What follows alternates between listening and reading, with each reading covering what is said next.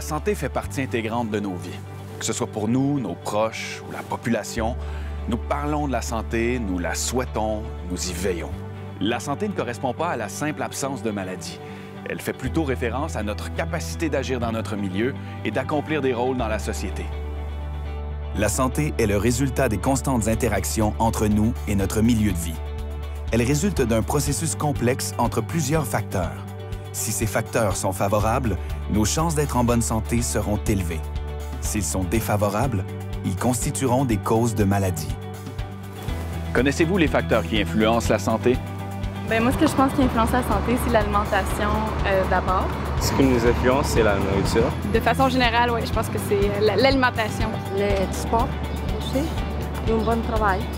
Je pense que les médias influencent beaucoup la santé. La question la plus importante pour la santé, c'est le fait de l'exercice.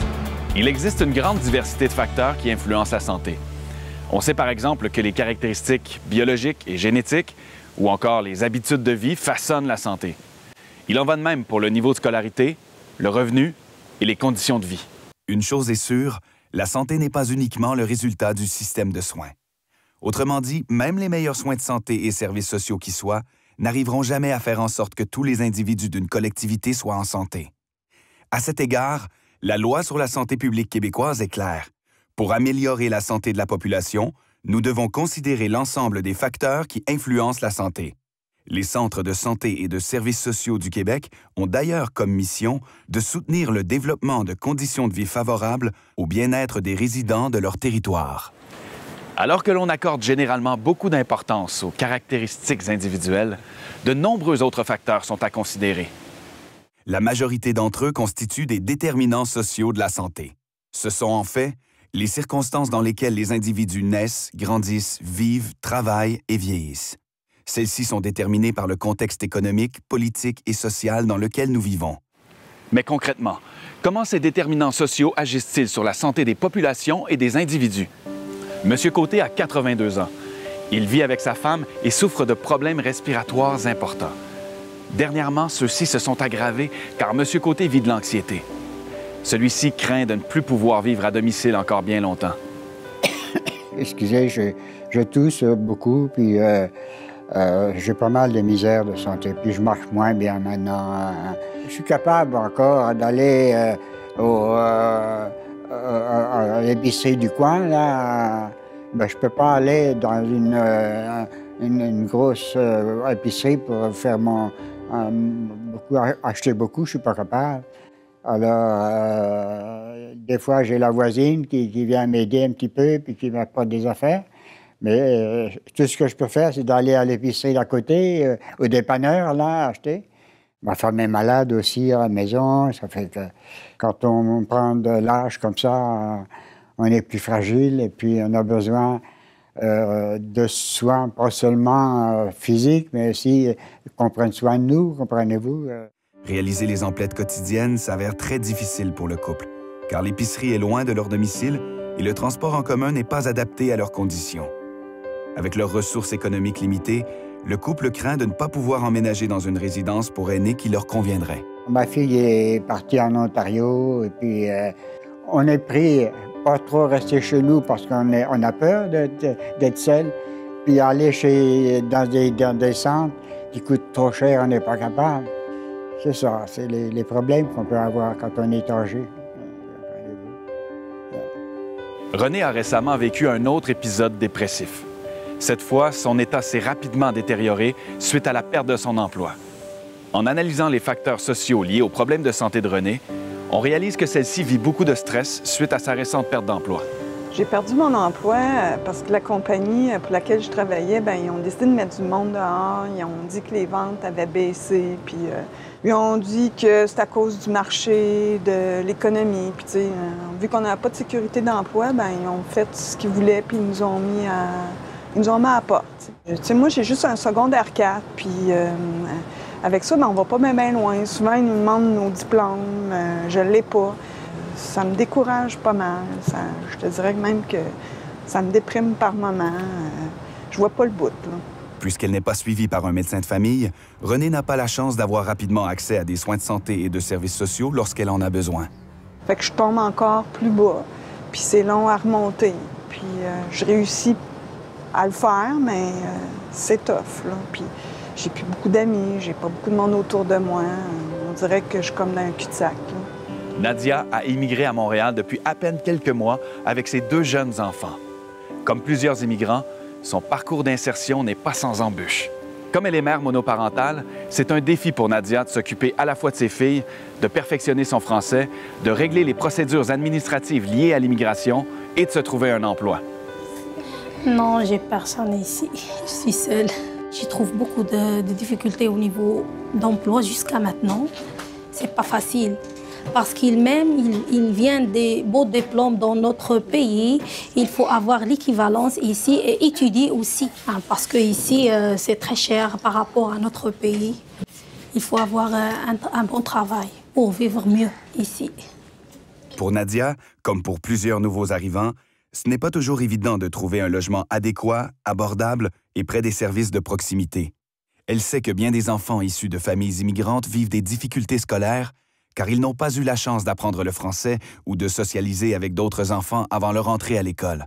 Ou encore que certains enfants se présentent en classe le ventre vide et n'arrivent pas à se concentrer sur leurs apprentissages. Je pense toujours à mes enfants. Je trouve ici que la culture, beaucoup de choses, c'est bon pour les enfants.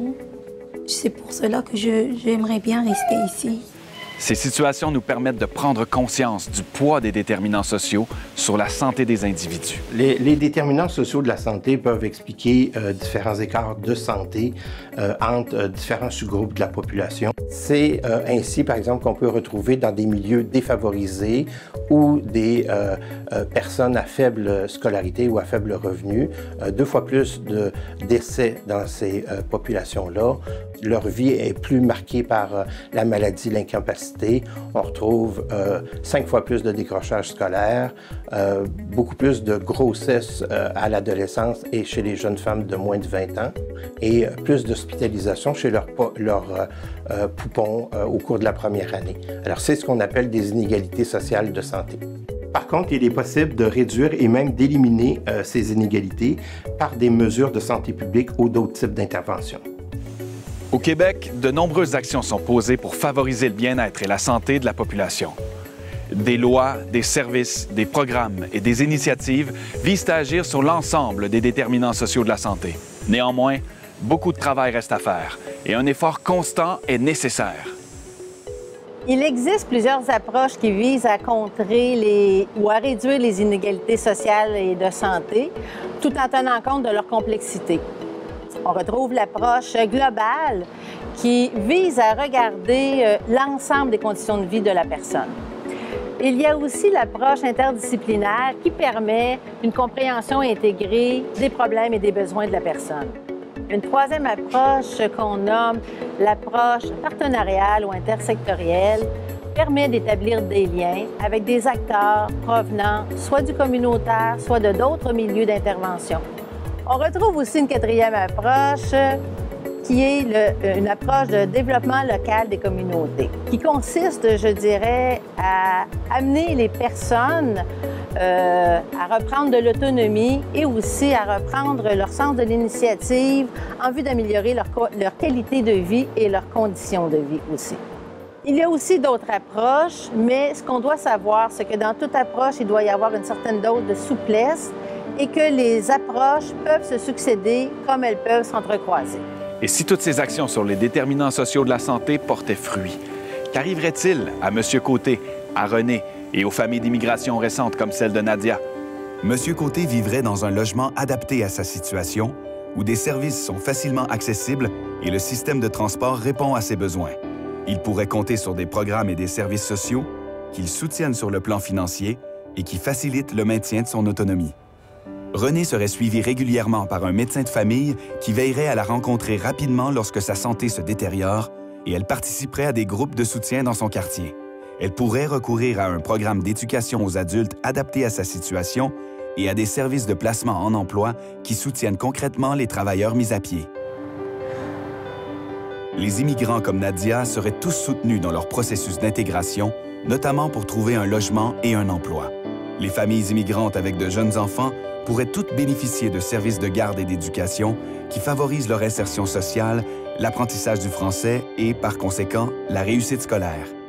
Des initiatives locales soutiendraient le développement des liens entre voisins, comme des fêtes de quartier ou l'aménagement de ruelles, afin d'aider ces familles à se construire un nouveau réseau d'entraide. Le vécu de M. Côté, René et Nadia nous permet de prendre conscience de l'impact positif que peut avoir un ensemble d'initiatives et de services sur la santé des individus. Les intervenants sont directement concernés et peuvent influencer concrètement l'état de santé des populations. C'est pourquoi il est important d'adopter une nouvelle façon d'agir. Connaître les facteurs qui influencent la santé, en particulier les déterminants sociaux de la santé. Reconnaître les inégalités sociales de santé et développer des interventions appropriées. Collaborer avec les acteurs de différents milieux et avec les populations visées. Innover par le développement de pratiques qui agissent favorablement sur les déterminants sociaux de la santé. Mais concrètement, en tant qu'intervenant ou futur intervenant, comment est-il possible d'agir sur les déterminants sociaux de la santé? Je ne sais pas ce que vous en pensez, mais on peut introduire les déterminants sociaux de la santé dans nos démarches d'évaluation, de traitement puis de suivi de la clientèle. Oui. On peut par exemple, poser des questions sur, puis des actions sur les milieux de vie, les ressources économiques ou les réseaux sociaux aussi. Oui, on peut aussi appuyer notre pratique sur des approches qui agissent sur les déterminants de la santé, comme le travail interdisciplinaire, où on peut aussi avoir recours à une approche globale de la personne. Ouais. Mais il faut tisser des liens avec les organismes qui existent dans la communauté ou essayer de se renseigner aussi sur celles qui existent déjà. Puis avec ça, on peut référer les usagers à ces organismes-là, puis essayer de créer un lien réel avec les intervenants de ces organismes-là. Puis au quotidien, finalement, on peut faire des interventions de promotion et de prévention de la santé ou même appuyer celles qui sont déjà faites par les organismes de la communauté. Comme la cuisine collective? Oui, exactement. Ouais, et puis les projets de revitalisation de quartier, ça aussi. Moi, je pense que pour faire ça, il faut absolument se former, il faut maintenir nos connaissances à jour sur les déterminants sociaux de la santé. Je pense que c'est assez important. Les études démontrent que de nombreux déterminants sociaux sont à la source des problèmes de santé et que ceux-ci ont un impact important sur les capacités d'adaptation, d'intégration et de participation sociale des personnes. En tant qu'intervenant ou futur intervenant, agissez sur les déterminants sociaux de la santé.